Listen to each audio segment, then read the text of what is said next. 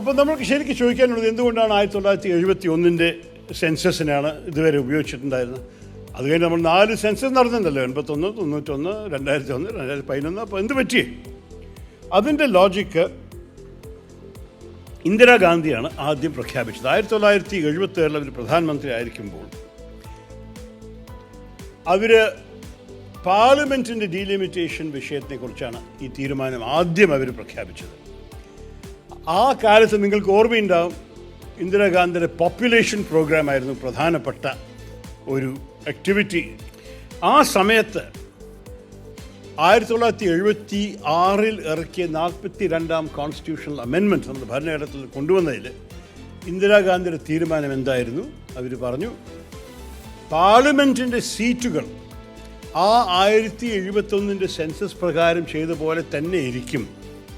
അതിനർത്ഥം കേരളത്തിന് ആ കാലത്തെ പോപ്പുലേഷൻ കണ്ടിട്ട് നമുക്ക് 20 സീറ്റ് ഉണ്ടായിരുന്നത്. ആ കാലത്തെ പോപ്പുലേഷൻ കണ്ടാണ് യു പിക്ക് 80 സീറ്റ് കിട്ടിയത്. അങ്ങനെ തന്നെ ഫ്രീസായിട്ട് ഇരിക്കട്ടെ എന്ന് 42ാമത്തെ അമെൻമെൻറ്റ് തീരുമാനിച്ചു. ആ അമെൻമെൻറ്റ് ഇന്ദിരാഗാന്ധി 25 വർഷത്തിനാണ് ഇറക്കിയിട്ടുണ്ടായിരുന്നത്.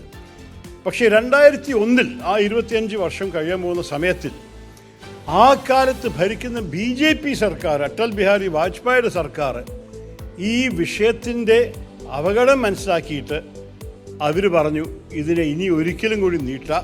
എന്നിട്ട് 25 വർഷത്തിന് എല്ലാ പാർട്ടികളും യുനാനിമസ് ആയിട്ട് കോൺസ്റ്റിറ്റ്യൂഷണൽ അമെൻമെൻറ്റ് നീട്ടി. അത് 91ാമത്തെ അമെൻമെൻറ്റായി. അതുകൊണ്ട് 2026 വരെ നീട്ടിയ ഒരു അമെൻമെൻറ്റാണ്. അത് യുനാനിമസ്ലി അഡോപ്റ്റഡ് ആയിരുന്നു രണ്ട് ഹൗസിലും. ഇതിൻ്റെ ലോജിക്ക് എന്താണ്? The reward for responsible state stewardship by a state of demography and human development could not be political disenfranchisement. നിങ്ങൾ നിങ്ങളുടെ കാര്യങ്ങൾ നന്നായി ചെയ്താലും, നിങ്ങളുടെ സംസ്ഥാനത്തിൽ നിങ്ങൾ എല്ലാവരെയും നന്നായി നോക്കി, ആരോഗ്യം, വിദ്യാഭ്യാസം, പഠിപ്പ്, ഹ്യൂമൻ ഡെവലപ്മെൻറ്റ് ഇതെല്ലാം നന്നായി നടന്നിട്ടുണ്ടെങ്കിൽ നിങ്ങൾക്ക് ഒരിക്കലും ഇതിൻ്റെ കാരണമായിട്ട് ഒരു രാഷ്ട്രീയ നഷ്ടം സംഭവിക്കരുത്. അപ്പോൾ ഈ രാഷ്ട്രീയ നഷ്ടം എന്താണ്? നിങ്ങളുടെ അവകാശങ്ങൾക്ക് വേണ്ടി സംസാരിക്കാനുള്ള ജനപ്രതിനിധികൾ അവരുടെ എണ്ണം പാർലമെൻറ്റിൽ ചുരുങ്ങിയാൽ നിങ്ങൾക്കല്ലേ ഒരു രാഷ്ട്രീയ നഷ്ടം വരാൻ പോകും. അതുകൊണ്ട് അവർ പറഞ്ഞു, നമ്മൾക്ക് ഈ വിഷയത്തിൽ 71 സെൻസസ് പ്രകാരം തന്നെ നിർത്തിയാൽ മതി. ശരിക്കും നമ്മൾ ഒരു ജനാധിപത്യ തിയറിയെക്കുറിച്ച് സംസാരിക്കുകയാണെങ്കിൽ അതിൻ്റെ എതിരും സംസാരിക്കാൻ നമുക്ക് അവകാശമുണ്ട്. എന്താണ് ഇതിന് സംസാരിക്കേണ്ടത്? ജനാധിപത്യത്തിൽ പറയുന്നു എല്ലാ മനുഷ്യനും ഒരു വോട്ടാണ്, ഒരേ വോട്ടിൻ്റെ ഒരേ വില കാണണം. അതുകൊണ്ട് അഥവാ ഒരു UP-കാരന് അത്രത്തോളം എണ്ണമുണ്ട്, എന്തുകൊണ്ട് അവർക്ക് അതുപോലെ പ്രതിനിധികൾ കിട്ടിക്കൂടാ? ലോജിക്ക് പ്രകാരം കേരളക്കാർക്ക് ചുരുങ്ങിയ വ്യക്തികളുണ്ട്, അതുകൊണ്ട് എന്തിനാണ് അവർക്ക് അത്ര ജനപ്രതിനിധികൾ കൊടുക്കണം? അങ്ങനെയും പറയാം.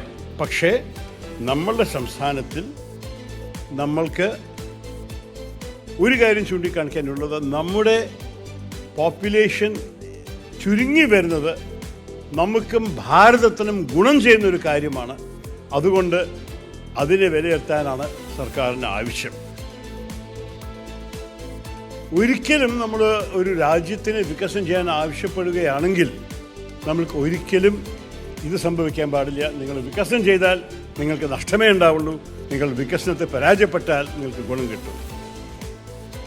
No federal democracy can survive the perception that states would lose political clout if they develop well, while others would gain more seats in parliament as a reward for failure.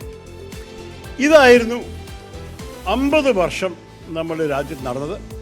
ഇത് പാർലമെൻറ്റിൻ്റെ സീറ്റിൻ്റെ കാര്യമായാൽ ശരി, ഫൈനാൻസ് കമ്മീഷൻ്റെ വിതരണമായാൽ ശരി, എല്ലാറ്റിലും 71 census മാത്രമാണ് ഉപയോഗിച്ചു. പക്ഷേ 2017 മോദി സർക്കാരിൻ്റെ തീരുമാനം ഇല്ല, 2011 സെൻസസാണ് നമ്മളുടെ 15ാമത്തെ ഫൈനാൻസ് കമ്മീഷൻ ഉപയോഗിക്കുന്നത് പറഞ്ഞ ശേഷം അതോടെ നമുക്ക് നല്ല നഷ്ടം വന്നു. നമുക്ക് കേന്ദ്ര സർക്കാർ നമ്മളുടെ ടാക്സ് പണം വിതരണം ചെയ്യുമ്പോൾ നമുക്ക് ഒരു ചുരുങ്ങിയ എമൗണ്ടേ ഈ വർഷം കിട്ടിയുള്ളൂ.